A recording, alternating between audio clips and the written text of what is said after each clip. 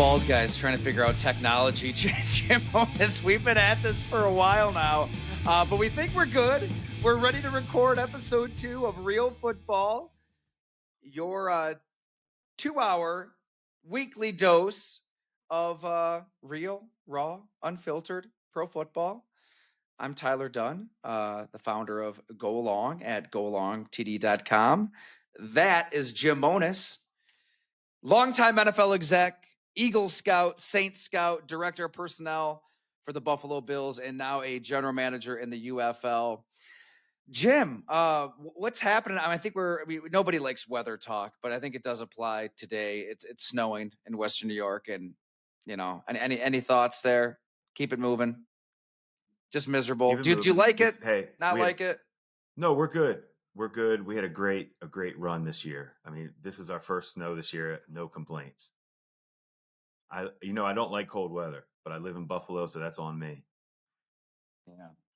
Well, I think we have to talk Buffalo Bills this episode. The plan going into episode 2, I think we mentioned it last week because we talked about 3 teams that just are shocking the football world. I mean, nobody saw the Colts, the Seahawks, and the Patriots as Super Bowl contenders. But again, I mean, they proved it in Week 10. We want to definitely sift through the sewage of the NFL. That's always fun, right? When you kind of just work through the muck and I like this, maybe a catch a disease, a little asbestos, something going on in there. We'll make our way to those teams. But hey, credit where credit's due. I think the only person on the planet who saw the Miami Dolphins giving the Bills a game, I think you might have even had them winning this game outright, was Jim Monos. We were texted ahead of this one, and you're like, hey, this is a sneaky game for the Bills. So I think we have to pivot. We'll get around to the bottom barrel franchises and try to make sense of that all. But hey, when things happen in the NFL, gotta pivot. Gotta keep the head on a swivel. So we will try to make sense of the Bills, Sean McDermott, Brandon Beane, Josh Allen, a defense that's getting gashed.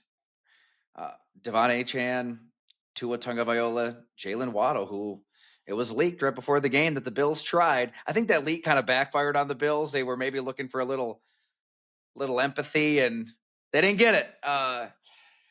Yeah, there's a lot to get into. Very complex situation there, and look who's coming into town, the Tampa Bay Buccaneers. Look who you have after that, the Houston Texans, maybe the best defense in football, one of. First things first, anything to rant about? Anything pissing you off, Jim, right now? Is that how you picture my Sundays going, Tyler? That I need to. Well, not even football wise. I mean, I always like talking about, everyday life, the Curb Your Enthusiasm quirks of the day. I mean, I've got a few. I was just traveling again, so I can only imagine you're going to run into many different breeds of asshole at an airport. And all right, I'll just real quick, because I've said it a million times. I'm off of the shopping carts. I'm on to Starbucks. There needs to be 2 lines at Starbucks, Jim. Coffee and bullshit. If you're just getting a coffee and it's a simple pour, you should be in and out. If you want to get latte this and 2 pumps of that and a dash of whatever and a pinch of that, like, you should be in your own nonsense line. And you're always in a rush when you're at a layover, so try to grab a coffee. That was the mistake. The ladies at the counter said it would be 5 minutes. 5 minutes turned into 30 minutes. That's no exaggeration for a regular coffee.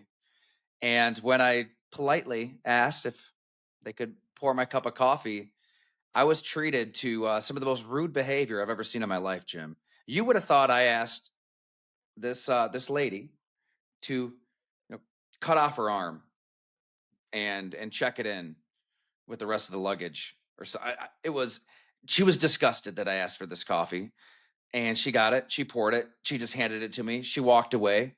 People around me were like, that's the most rude thing I've seen in my life. So in that situation, what does Jim Monos do? I want to know. Like, when you're treated like that in public I know it's innocuous. I know it doesn't mean anything. Do you let it slide? Do you go to the gate, pretend it didn't happen? or like the old Chappelle sketch taught us, do you keep it real? Keeping it real can go wrong. That question is age appropriate. I think if you ask me in my early 30s, yeah, I'm having words with somebody. Mhm. 40s, probably having words. Tyler, I hit 50 this year, and I'm 50 and proud of it, happy about it, but need to let you know when you get there, I think you'll understand my answer. You almost don't even hear people anymore. Tune them out. They don't even exist. Like, I can't explain Yeah, it, but you get to a certain point, you hit 50, like we both have kids, but there's a point where you're just like, nope, not. I have other things on my mind, bigger things to good do. point. That's where I'm at. I'm definitely trending that direction. You're right. But, we're both a couple of bald guys like Larry David. He didn't let these things slide. I think we're a little inherently maybe we're a little disgruntled. It's just part of us Oh, when that hairline is retreating at a rapid rate. oh, I have some So no, thoughts. all I did was I gave a very, very loud, audible thank you very That's much. Have a nice day. It was just, teetered into yelling, but not I, shouting. And they're loud enough for everybody in the whole vicinity to hear. And, they didn't even react. I just walked away. have And you? but the thing is, there was no satisfaction out of that. I thought I'd feel Mm-mm. a little good about none because they're not changing. They're miserable. They're going to treat the next customer like that. Although maybe they're baldest. Maybe they just hate white bald people too. I don't know. Well, I will tell you this. I was the only one there. I've sometimes what I tend to do, like in this, I will just stare at them and smile. Mhm.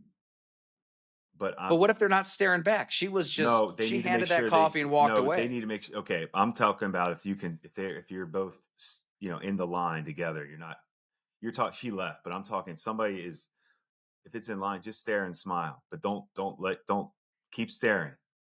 They're going to Mhm. understand. I'm staring at you. I'm not saying a word because the next it's not going to be a word. Like there's going to be an action taken next.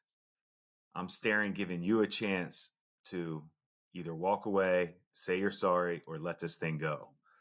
But by me not talking and just smiling, the next thing is going to be an action.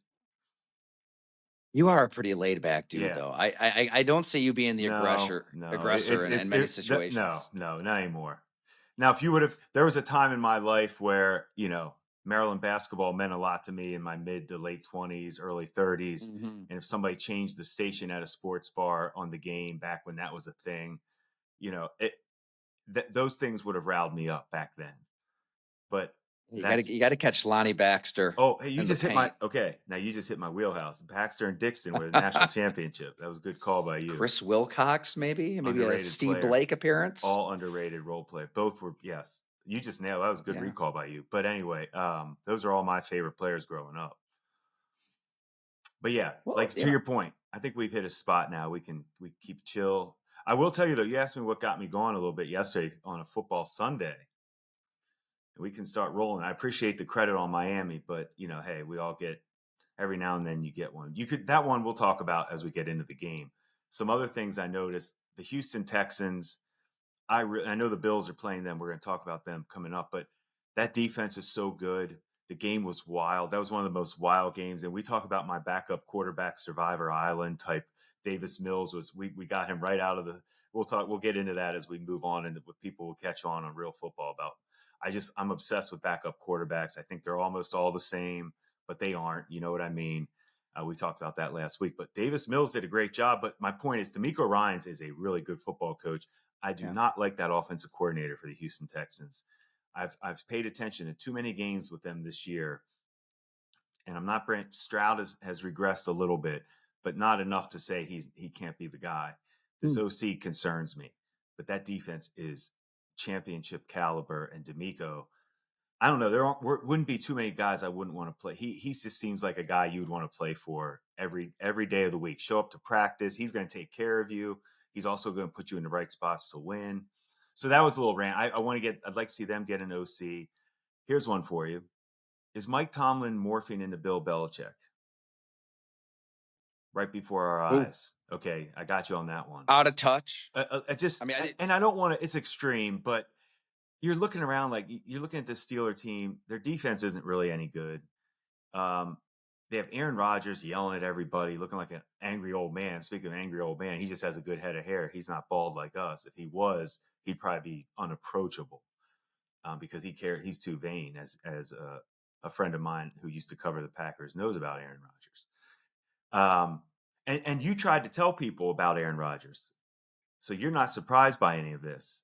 We tried to tell the Pittsburgh Steelers, Jim. I mean, We talked about this last through week. columns and podcasts, it's like It this was all avoidable. You didn't all have to. avoidable. You didn't have to just throw a season away. I mean, that's what the Steelers are doing, throwing a season away completely. Why does Russell? Let me ask you this. What was the point of this season? Agreed. Why does Russell Wilson have to be a number 2 quarterback? Why can't he just be out of the league? Is Jameis Winston not a better option? I'm just throwing some stuff out there. That was. We definitely We'll have to talk Giants Bears. Here's another one I wrote down. We'll get through all the games, but since we're on the Steelers, yeah, I'm just throwing out a couple things that caught my attention. We can start honing in, but those were some. I think Mac Jones is better than Bryce Young. I think we can officially say Mac Jones is a better quarterback. Bryce Young, I can't watch anymore. I've tried to give him a chance. It's officially, he's not going to be the guy, I don't think. Don't see it. Too many. I mean, even when they beat Green Bay, he didn't do anything. You know, they were hiding him. And here's your big moment. You're playing a backup rookie quarterback for a team that is just putting in a time in this year at home. and that's your game. I mean, you lose to the Saints. So anyway, those are some rants. Well, Tyler Shuck is basically us. I mean, he's in his mid-40s, right? He played in college forever. I went to college for 10, 11 years. I went to college. So he's a rookie in name only. Yeah, that was a crazy week 10. And I wrote on the coaching of week 10 at golongtd.com for those that want to check it out, because you say it all the time, Jim Monos. Coaches lose games. Players win them. Players win. And this week, whether it's you mentioned being like the non-aggressor, docile 50-year-old, maybe you'd fit right in with Sean McDermott's defense, the way they looked down there in South Florida, because it seems to be the mode that they're looking for out of. It's very light, very finesse, very athletic. I'm going to get into some conversations I had with coaches around the NFL. They had a few things to say about this defense, which was really, it seems built for Mahomes. And the Bills aren't alone in this regard. In the AFC, I think you see a lot of teams, the way they constructed their rosters, it's like they know they've got to get past Josh Allen, Lamar Jackson, Patrick Mahomes, throw who else, flavor of the month in there, CJ Stroud. And in the NFC, that's where you have the street fights and the rock fights and drag into the alley, and physicality still matters, and we're biting kneecaps, all that good stuff that we love. And so, yeah, the Bills, I guess I'm trying to make sense of, you look great against the Chiefs. You're built to beat the Chiefs, at least in the regular season, 1 week. And then you go down there to Miami Gardens, Florida, and you get the brakes beat off you. I don't want to get ahead of ourselves, but yeah, coach, I mean, whether it's a team just not showing up like the Bills for this week against the Dolphins, or Brian Daboll, who, hand up, right? Biggest apologist, biggest supporter.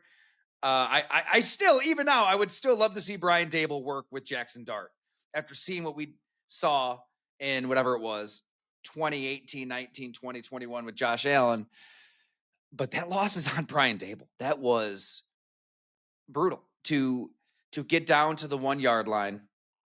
I don't care if it's Russell Wilson's your quarterback. I don't care if it's the beer vendor, the janitor, whoever. You get a yard, because guess what? Not only was it 4th and goal from the 1, after you kicked that 19-yard field goal to go up by 10 points against the Chicago Bears team, which, say what you want. I mean, we've been watching them all year, Jim. They could be bad for 3.5 quarters. Caleb Williams can turn it on. When it's backyard football, improvisation mode, like Ben Johnson said, he was Houdini out there. So that should be in the back of your mind. Like, even though things are going great and we're stymieing this quarterback at every turn, things can change in a hurry. You've got to go for the kill, because even after you kick that 19-yard field goal, What happened? The Bears had too many men on the field. You could have moved that ball to the half-yard line. If you can't get a half yard in professional football, that's just sad. I mean, they just pack it up, right? Because the difference between a 10-point game and a 14-point game with was that I think that was with 10 minutes left is huge. So that came back to bite the Giants. And I don't know. I mean, Liam Cohen and the Jaguars blowing that lead in the fourth quarter. That's coaching. You see it every week, really, not just this week, but down those lines. And we'll dive into all of these games before we get to the Bills. Any other poor coaching performances stand out to you, Jim? Because that's the thing. Like Vrabel and Mike Vrabel and the Patriots, Dan Campbell, the Lions, you see them putting the ball in their players' hands to win these games. Vrabel's going for it on 4th and goal from the 1 at the end of the first half with 2 seconds. Like how many That coaches are was the doing that? game. That was the game. That play to me was the game in the Patriots Bucks game. You're talking about the last play of the half, May to corner of the end zone, fade type ball that it's a 50-50 type ball usually. Beautiful. Only, I mean, it took an athletic, I mean, great catch, great throw, only perfect placement. What do you have to lose? Like, what do you have to lose if you're the Patriots? Why wouldn't you go for it there? Things are going great. You're on the road, rookie, young quarterback. Let's go. Let's test it. That's how we play. So the message for the Patriots and Lions has been received by the team. They know what to expect. I know we can talk. It doesn't make sense. We'll talk. Really, it leads into what we say about, and this is my thing with field goals and punts. It should be your last resort. That's it. You've exhausted everything else on this down. It could be 4th and 3. Hey, if we don't get this, what's the difference in field position? Or is it a game changing if we don't get it? Or what? Why would you not go for it? I just don't get it.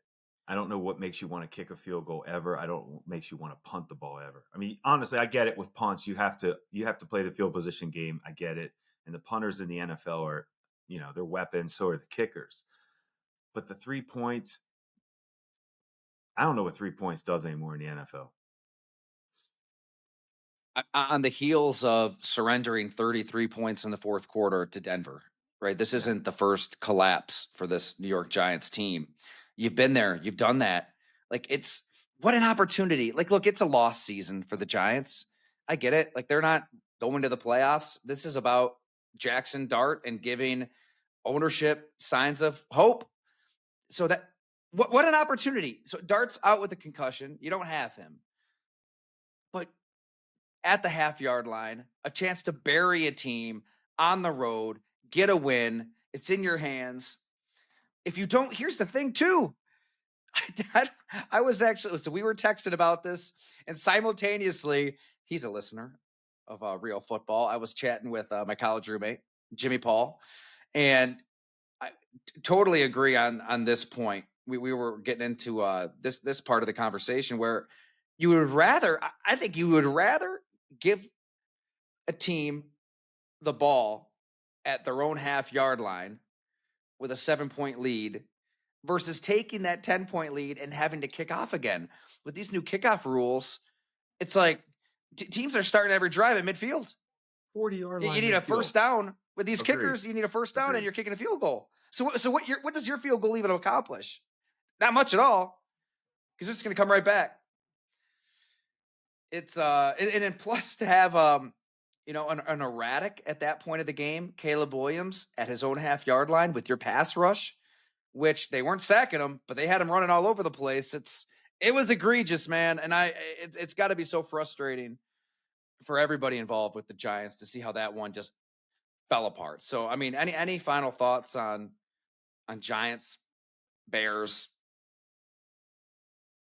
Only None. keep watching Caleb. I mean, it's a hard way to live. That's not sustainable what they're doing. That's going to have to get cleaned up.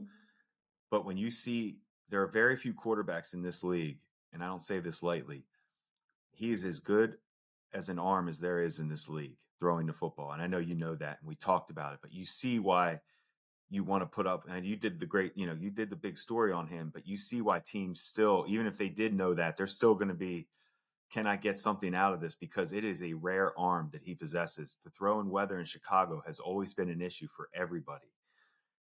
and for him to show them signs of life like this, especially making plays in the fourth quarter with a new coach who people believe in, they have the recipe to get this thing turned around. It's not as easy. It means that's easier said than done, but at least they have some life.